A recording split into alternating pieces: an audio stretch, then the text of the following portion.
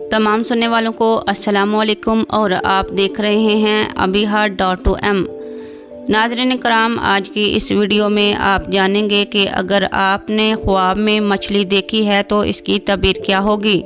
अगर कोई ख्वाब में मछली देखता है तो ये बेटी पैदा होने की दलील है और दौलत मिलने की अलामत है।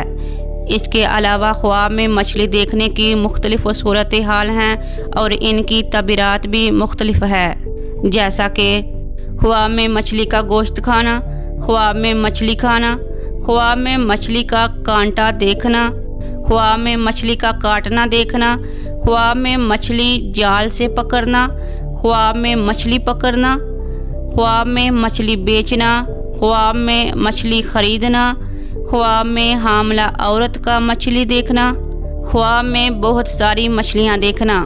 लिहाजा आपसे गुजारिश है कि वीडियो में बने रहें और अपने ख्वाब की मुकम्मल तबीर जानें। अगर कोई ख्वाब में बहुत सारी मछलियां देखता है या ख़रीदता है तो कसरत से मालो दौलत हासिल करने की अलामत है। अगर कोई ख्वाब में बहुत सारी ज़िंदा मछलियां देखता या पकड़ता है तो ये इस बात की तबीर है। ख्वाब देखने वाले को बहुत सा माल मिलेगा और दौलत हासिल होगी।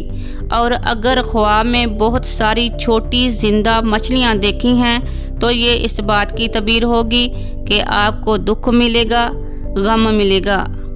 अगर कोई हामला औरत अपने जिस्म से मछली को निकलता देखे तो अलामत है ख्वाब देखने वाली औरत की बच्ची पैदा होगी।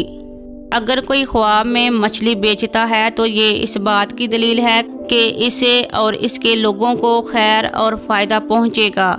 ख्वाब में मछली पकड़ना, अगर कोई ख्वाब में मछली पकड़ता है तो जहाँ से इसे उम्मीद नहीं होगी वहाँ से इसको बहुत सा फ़ायदा और माल मिलेगा और नेमत और भलाई हासिल होगी। अगर कोई ख्वाब में मछली पकड़ने का कांटा देखता है तो ये मकरो फरेब की दलील है। इसके अलावा ख्वाब में मछली जाल से पकड़ना तो मकरो फरेब से दौलत जमा करने की दलील है। अगर कोई ख्वाब में मछली खाता है तो गुलाम इसको नुकसान पहुंचाएगा और ख्वाब में छोटी मछली खाना झगड़ा करने की दलील है। और आखिर में ख्वाब में मछली का गोश्त देखना, अगर कोई ख्वाब में मछली का गोश्त खाता है तो ये एक बहुत अच्छा ख्वाब है, नेमत मिलने की दलील है और ख्वाब में मछली का गोश्त खाना औरत के माल से कुछ खाएगा। उम्मीद है कि आपको अपने ख्वाब की सही तबीर मिल गई होगी। लिहाजा मज़ीद अपने ख्वाबों की तबीरात जानने के लिए चैनल को सब्सक्राइब करना मत भूलिएगा।